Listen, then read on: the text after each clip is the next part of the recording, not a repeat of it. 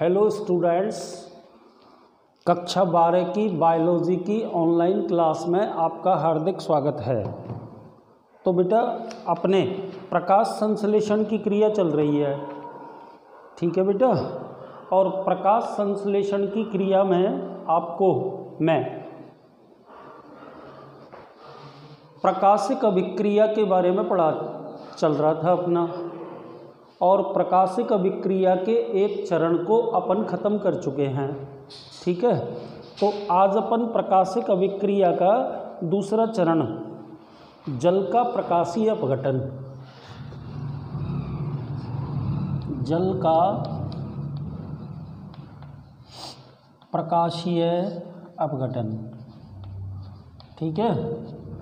जल का प्रकाशीय अपघटन व O2 का निकास, O2 का निकास, इस टॉपिक को पढ़ेंगे, ठीक है ना।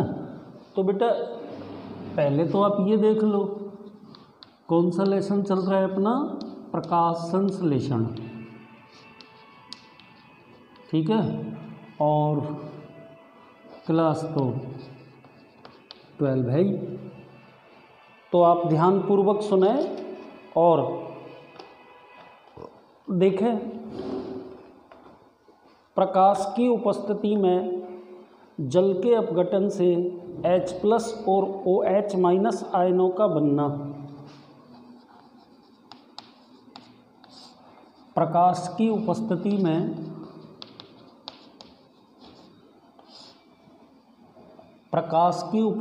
में जल के अपघटन से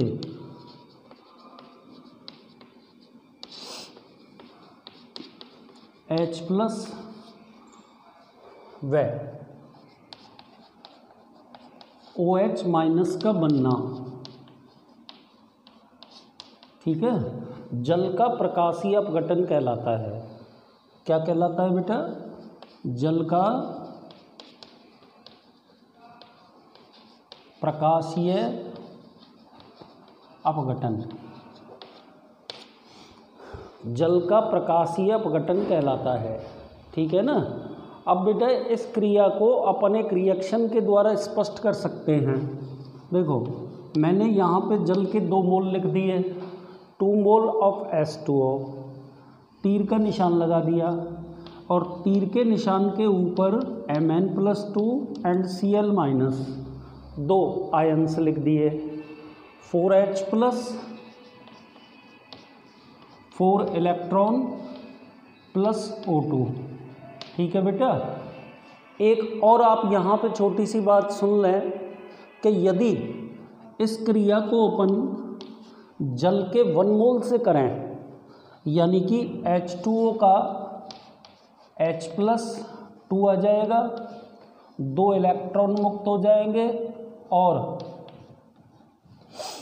परमाणविक ऑक्सीजन या नवजात ऑक्सीजन मुक्त हो जाएगी। तो इससे ये बात स्पष्ट होती है बेटा कि ऑक्सीजन के एक अणु के निष्कासन के लिए जल के 2 अणुओं का होना आवश्यक है, ठीक है बेटा। ये समीकरण आपको इस बात को इंडिकेट करती है, ठीक है। तो मेरे हिसाब से प्रकाश संश्लेषण की प्रकाशिक अभिक्रिया का दूसरा चरण आप समझ गए होंगे। देखो बेटा पहले चरण के अंदर तो अपन ने क्या पढ़ा था? क्लोरोफिल का उत्तेजन, ठीक है ना। क्लोरोफिल का अणु प्रकाशीय ऊर्जा का अवशोषण करता है और अवशोषण के पश्चात उत्तेजित हो जाता है, और उत्तेजित होकर इलेक्ट्रॉन्स का उत्सर्जन करता है। आज अपन ने बेटा स्टार्ट किया है दूसरा चरण, और बेटा दूसरे चरण के अंदर अपन ने जल का फोटोलाइसिस पढ़ा है। क्या लिख रहा है बेटा बोर्ड पे? एक बार ध्यानपूर्वक सुन लो। प्रकाश की उपस्थिति में जल के अपघटन से H+ एवं OH- का बनना जल का प्रकाशीय अपघटन कहलाता है। और बेटा इसमें आपको ये समीकरण याद रखनी पड़ेगी, 2H2O, तीर के निशान पे Mn+2 एंड Cl- आयन, और दूसरी साइड में 4H+4 इलेक्ट्रॉन एवं O2। तो आप समझ गए होंगे कि ऑक्सीजन के एक अणु के निर्माण के लिए जल के कितने मोल आवश्यक होते हैं? 4। तो यहाँ आकर के प्रकाश संश्लेषण की प्रकाशिक अभिक्रिया का चरण नंबर 2 खत्म हो जाता है। अब अपन आ गए बेटा चरण नंबर 3 पे, और तीसरा चरण अपन पढ़ेंगे, क्या पढ़ेंगे बेटा? NADPH2 का निर्माण। ये अपना बेटा चरण नंबर 3 है, और इसमें अपन को क्या पढ़ना है? जल के फोटोलाइसिस से मुक्त H+ आयन एवं इलेक्ट्रॉन, जल के फोटोलाइसिस यानी प्रकाशीय अपघटन, फोटोलाइसिस से मुक्त H+ आयन व इलेक्ट्रॉन्स NADP का NADPH2 में अपचयन करते हैं। NADP का NADPH2 में अपचयन करते हैं। ठीक है बेटा, NADP किस में बदल जाएगा? NADPH2 में। NADP के 2 अणुओं के अपचयन हेतु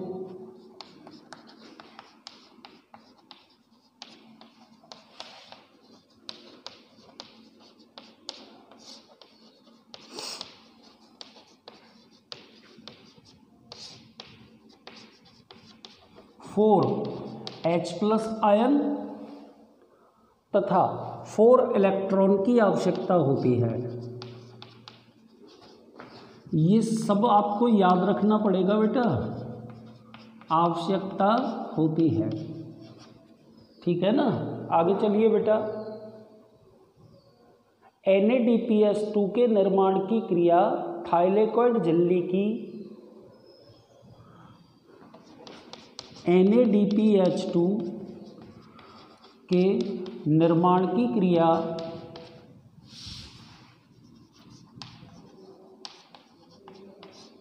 थाइलेकॉइड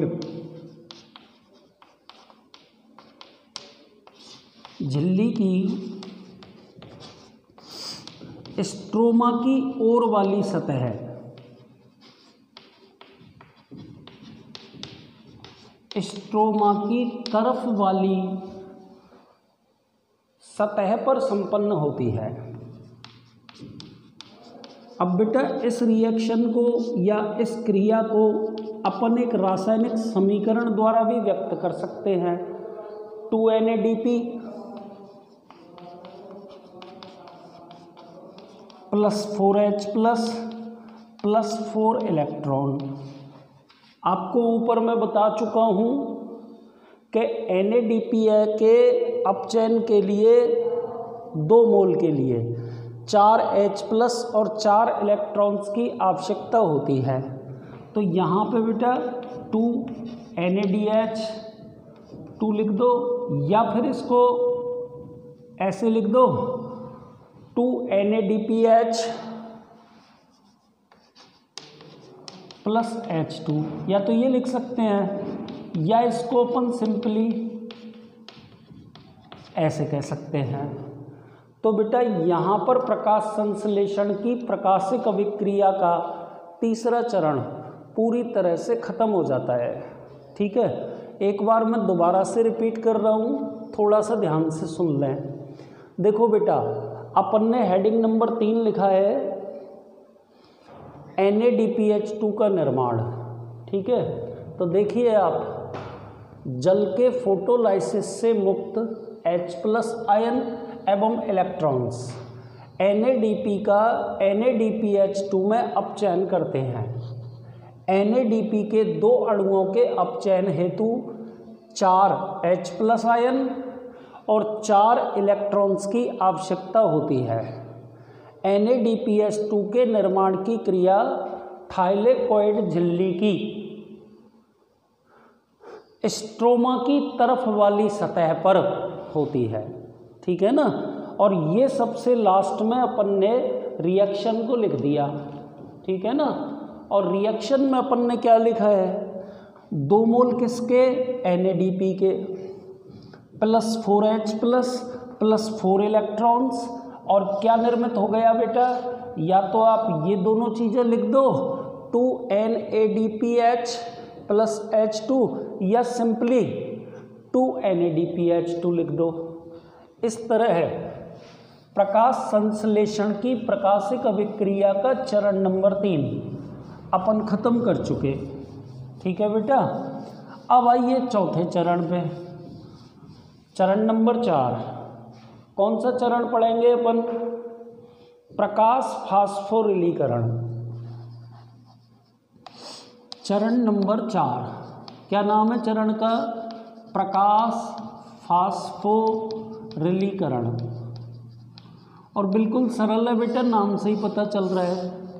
इस क्रिया में प्रकाश की उपस्थिति में ATP अणुओं का निर्माण होगा। तो इसको अपन कैसे लिखेंगे, प्रकाशीय ऊर्जा द्वारा उत्तेजित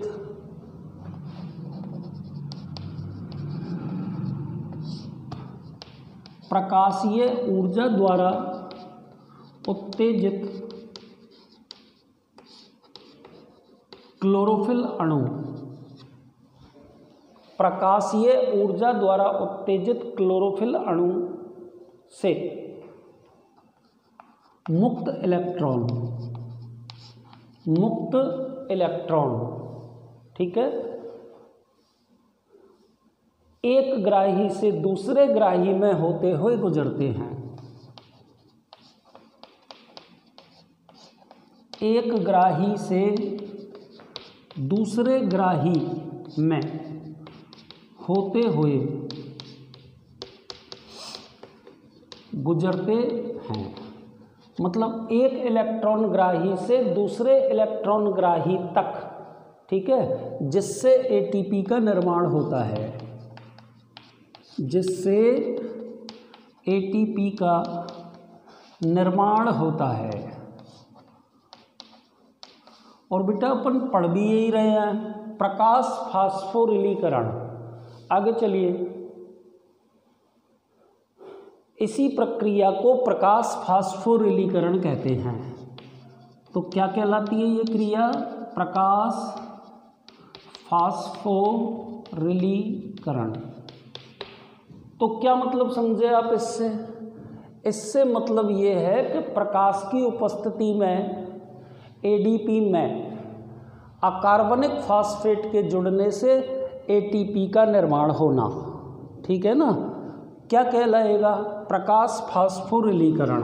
लिख देता हूँ, अर्थात ADP में अकार्बनिक फास्फेट के जुड़ने से किसका निर्माण होना, ATP का निर्माण होना, ATP का निर्माण होना।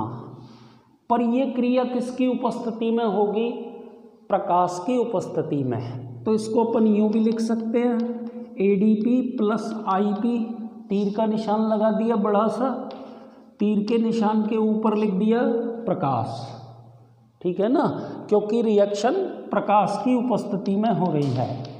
और निर्माण किसका हो गया, ATP का, एडिनोसिन ट्राइफॉस्फेट का। तो बेटा एक बार दोबारा प्रकाशीय फास्फोरिलीकरण की क्रिया को सुन लें।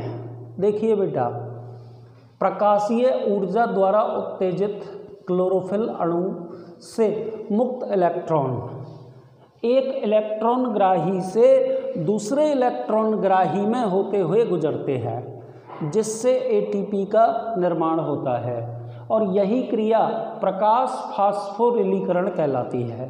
और अपन ये भी कह सकते हैं कि ADP में अकार्बनिक फास्फेट के जुड़ने से ATP का निर्माण होना क्या कहलाएगा? प्रकाश फास्फोरिलीकरण। और नीचे आपके मैंने एक रासायनिक समीकरण द्वारा प्रकाश फास्फोरिलीकरण की प्रक्रिया को लिख दिया है। तो बेटा गौर करें, थोड़ा सा पीछे चलते हैं, ठीक है। ये सिर्फ मैं पीछे इसलिए जा रहा हूँ ताकि मैं आपको बता सकूं कि अपन ने कौन कौन से चरण प्रकाशिक अभिक्रिया के पढ़ लिए हैं। प्रकाशीय ऊर्जा का अवशोषण व क्लोरोफिल का उत्तेजित होना। तो ये तो चरण नंबर पहला हो गया। ये अपन किसके चरण पढ़ रहे हैं बेटा? ये चरण अपन पढ़ रहे हैं प्रकाशिक अभिक्रिया के। तो चरण नंबर पहला आपके सामने बोर्ड पे मैं लिख चुका हूँ और बेटा इसे मैं आपको समझा भी चुका हूँ। अब आइए चरण नंबर दूसरे पर, क्या लिखेंगे अपन? जल का प्रकाशीय अपघटन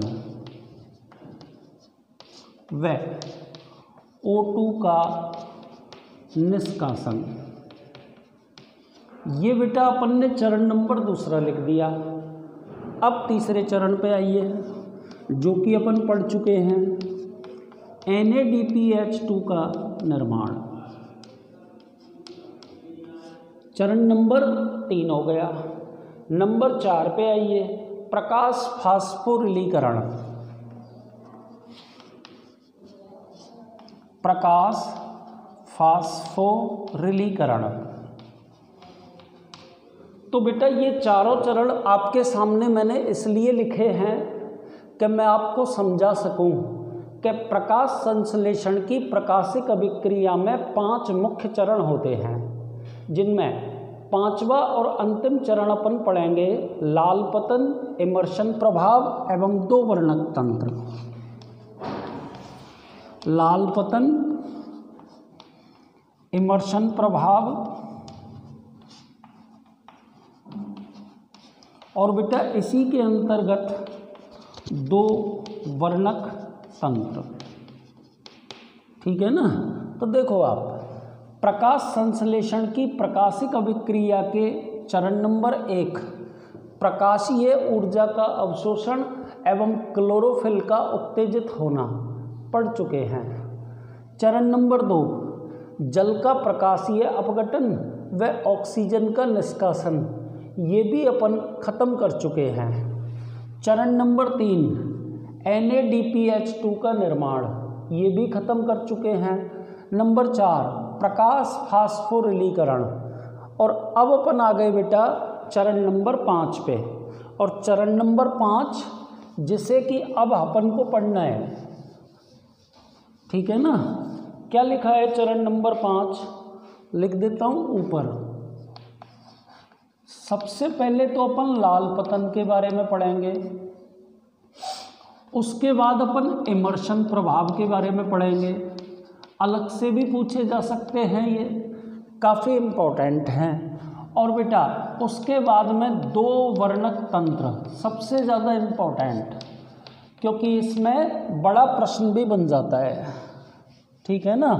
तो अब सबसे पहले तो अपन किसके बारे में पढ़ेंगे इसमें बेटा? लाल पतन के बारे में पढ़ेंगे, ठीक है। लाल पतन, इसको इंग्लिश में क्या बोलते हैं? Red drop. सुने इसके बारे में।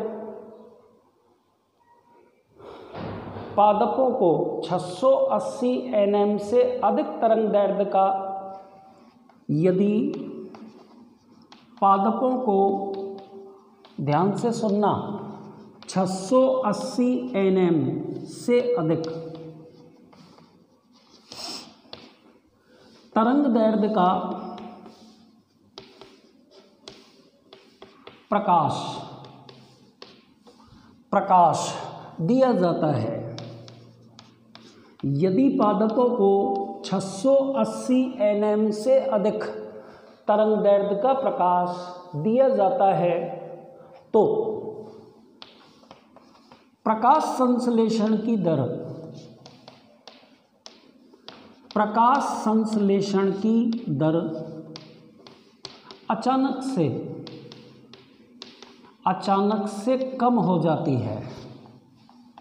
प्रकाश संश्लेषण की दर अचानक से कम हो जाती है। और ये जो घटना मैंने आपके सामने लिखी, इसी घटना को रेड ड्रॉप यानी कि लाल पतन कहा जाता है। ठीक है, एक बार दोबारा सुन लीजिए कि यदि पादपों को 680 nm के तरंग दैर्ध्य से अधिक तरंग दैर्ध्य वाला प्रकाश, एक वर्णी प्रकाश दिया जाता है। एक वर्णी प्रकाश से मतलब एक रंग वाला, एक वर्णी प्रकाश दिया जाता है, तो प्रकाश संश्लेषण की दर में अचानक से कमी आ जाती है। और यही घटना कहलाती है क्या? लाल पतन, रेड ड्रॉप।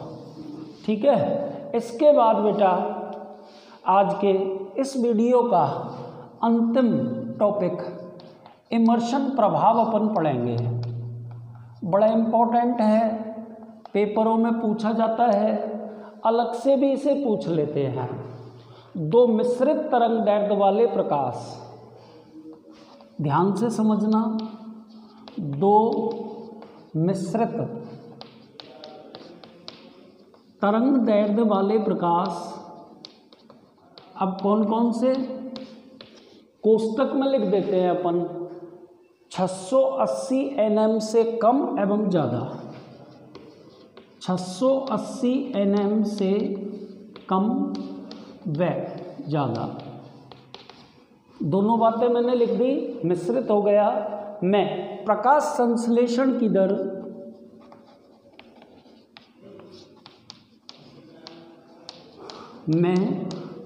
प्रकाश संश्लेषण की दर उन दोनों तरंग दैर्ध्यों पर अलग अलग, उन दोनों तरंग दैर्ध्यों पर अलग अलग होने वाले प्रकाश संश्लेषणों की दर, होने वाले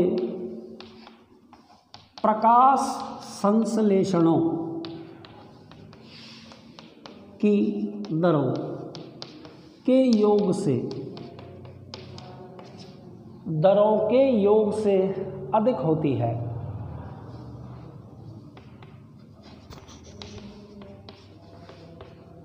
अर्थात प्रकाश संश्लेषण की दर में,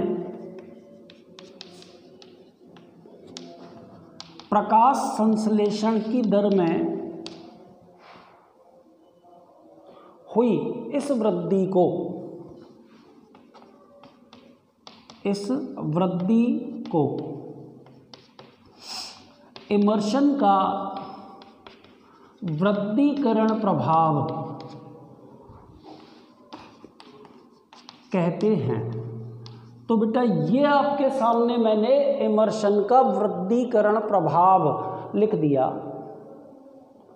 ठीक है, एक बार मैं दोबारा आपको बता देता हूँ। इसके बाद का टॉपिक दो वर्णक तंत्र, जो कि इमर्शन के प्रभाव से ही स्पष्ट हुआ है, ये अपन नेक्स्ट वीडियो में पढ़ेंगे।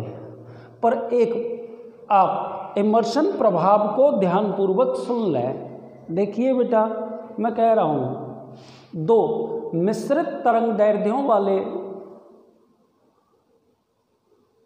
प्रकाश 680 nm से कम एवं ज़्यादा में प्रकाश संश्लेषण की दर उन दोनों तरंग दैर्ध्यों पर अलग अलग होने वाले प्रकाश संश्लेषणों की दरों के योग से अधिक होती है। अर्थात प्रकाश संश्लेषण की दर में हुई इस वृद्धि को इमर्शन का वृद्धिकरण प्रभाव कहते हैं। तो बेटा यहाँ आपको मैं ये बताना चाहूँगा कि देखिए बेटा, इस इमर्शन के वृद्धिकरण प्रभाव से स्पष्ट हुआ क्या स्पष्ट हुआ? ये स्पष्ट हुआ कि प्रकाश संश्लेषण की क्रिया में दो प्रकार के वर्णक तंत्र अथवा प्रकाश तंत्र भाग लेते हैं। ठीक है, वर्णक तंत्र प्रथम और वर्णक तंत्र द्वितीय। ठीक है, या इनको अपन कह सकते हैं प्रकाश तंत्र प्रथम और प्रकाश तंत्र द्वितीय। तो बेटा इन वर्णक तंत्रों के बारे में अपन नेक्स्ट वीडियो में पढ़ेंगे। आज के लिए केवल इतना ही। धन्यवाद।